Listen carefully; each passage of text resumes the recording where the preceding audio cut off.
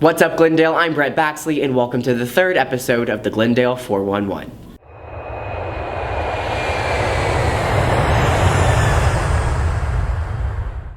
Starting things off on a serious note, Carrie Jones and Melanie Miller bring us a story on teen homelessness.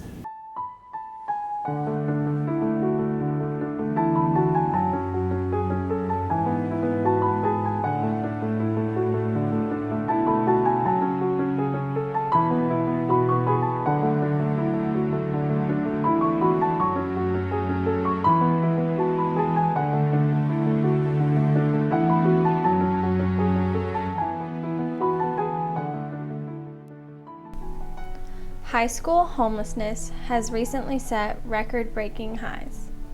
You know, there's a couple of different things. I think a lot of people think of as a kid that's living out on the street, but the district classifies them as kids that don't live with mom and dad. Kids that live sometimes doubled up are considered homeless. Kids that live in a hotel are considered homeless.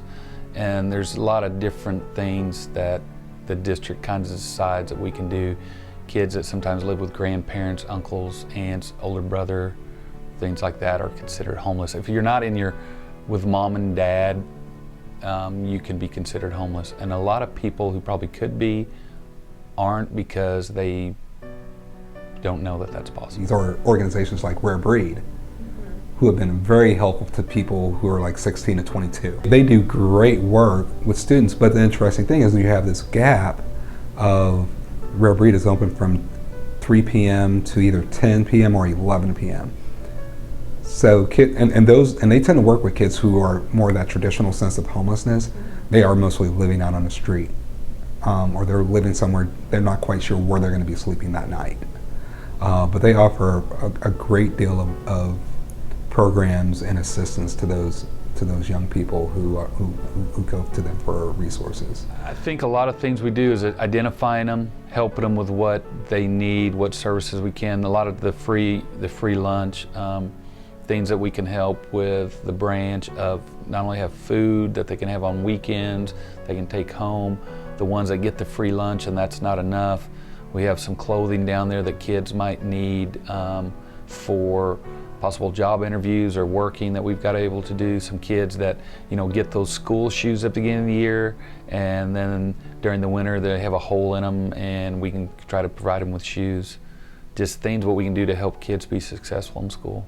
I mean, I think people want help. I think what I find is that young people, especially kids who are in high school, I so see them wanting to do well, regardless of what their circumstances might be or regardless of what their family might be doing to them. They're resilient, and they have goals, they have dreams, and they have aspirations. They just need help in trying to figure out how to get there.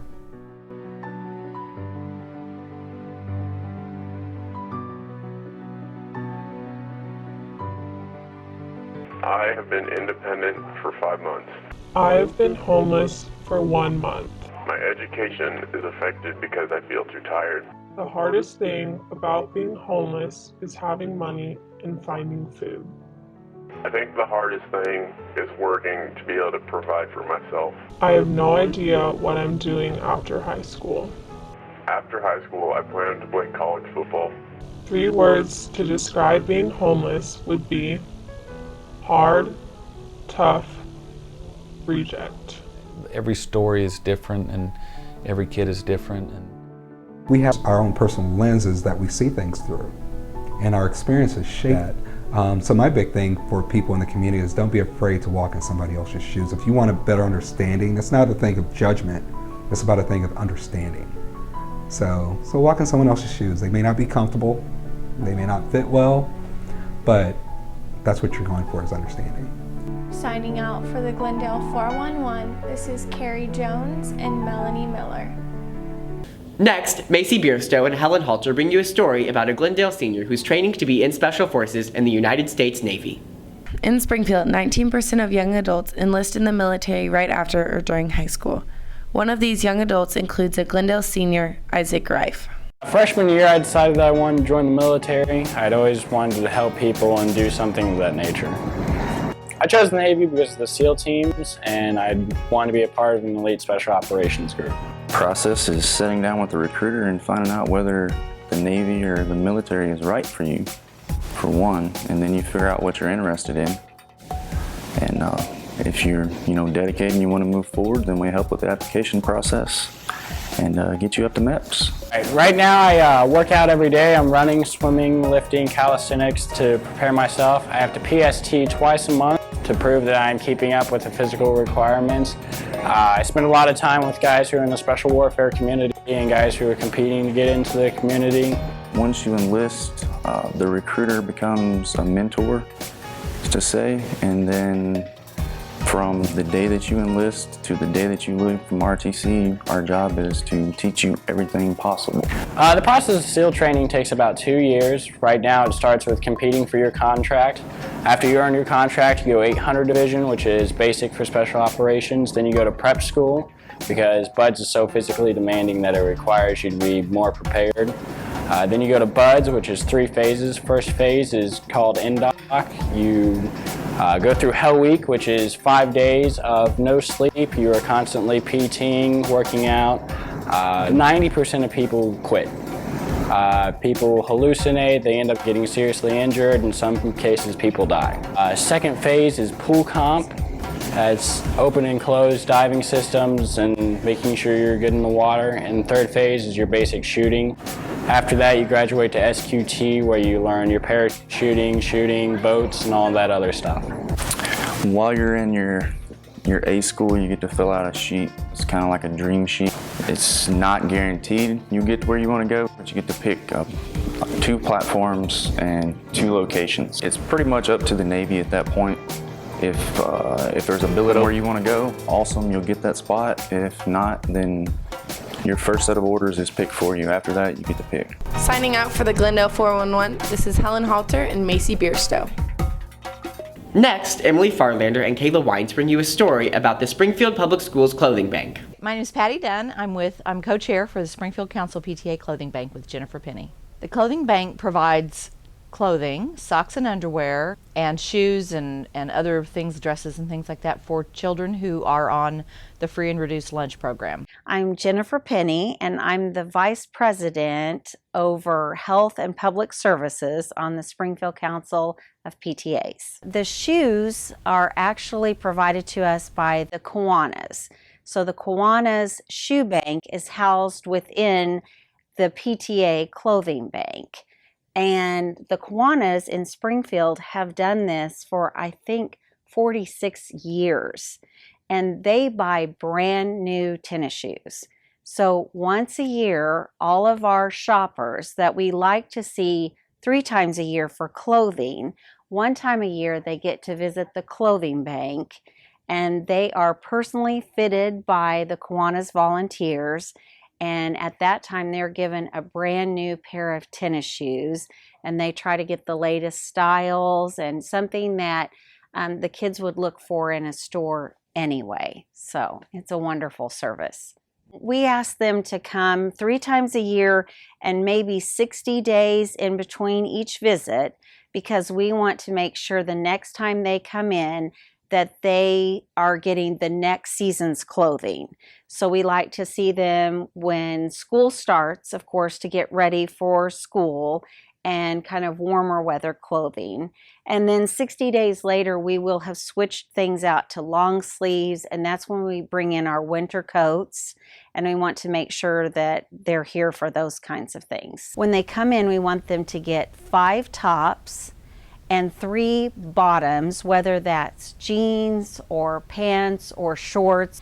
We want them to get a jacket when it's a little cooler, and 1 time a year, brand new underwear and brand new socks. We are open from 9 to 5 most Thursdays throughout the school year. Some Saturdays, 1 Saturday a month, sometimes we're open, and volunteers can come at any point during that time and help us to hang clothes, wash clothes, check out the kids. The kids. My very favorite part is the kids. And one of the favorite things is when they get their new shoes. They're as excited, of course, as I am. So if they haven't already said, "Do you want to see my new shoes?" I tell them, "You can't leave until you show me your new shoes." I always say I leave here every Thursday with a headache because I've, this sounds goofy, but I really do hold back tears all day long. So it's a good headache I leave with, but it's such this just took my heart the first time I stepped in here. But the favorite part is to see those kiddos walk out of here with something of their very own and to be that excited. It's pretty special.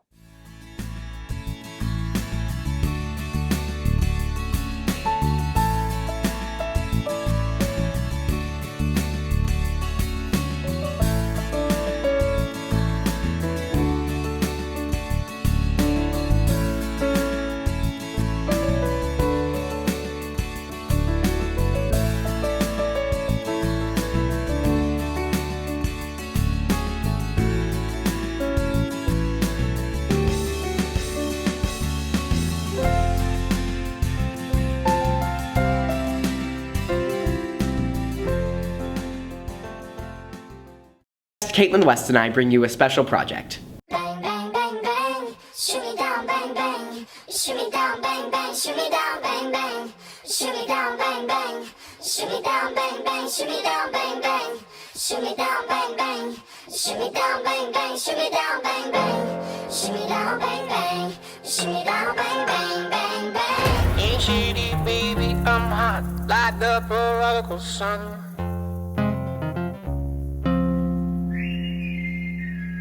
Big up Bartolini, meeny, money, mo, and flower, you're the chosen one.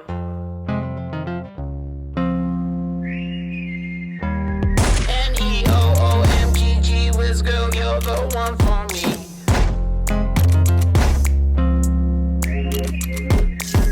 Though your man's bigger than I am, all my days he disagrees.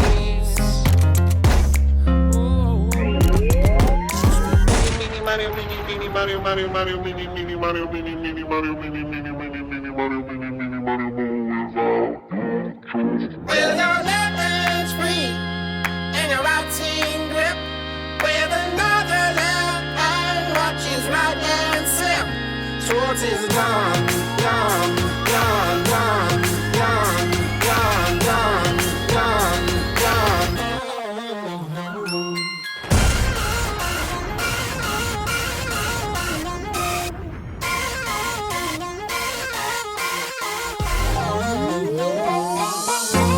Shoot me down, bang, bang. Shoot me down, bang, bang. Shoot me down, bang, bang.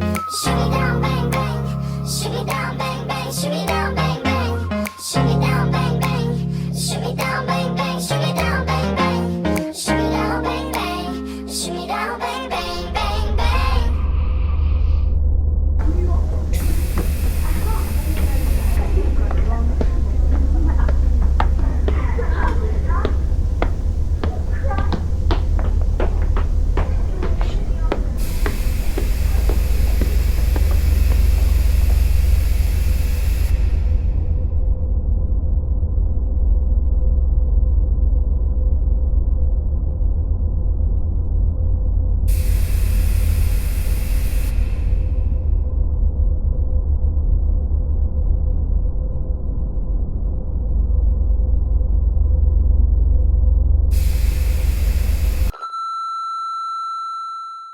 Thanks for watching the Glendale 411. Don't forget to check out our newly redesigned website, www.theglendale411.com, and don't forget to follow us at the Glendale 411 on Instagram and Twitter.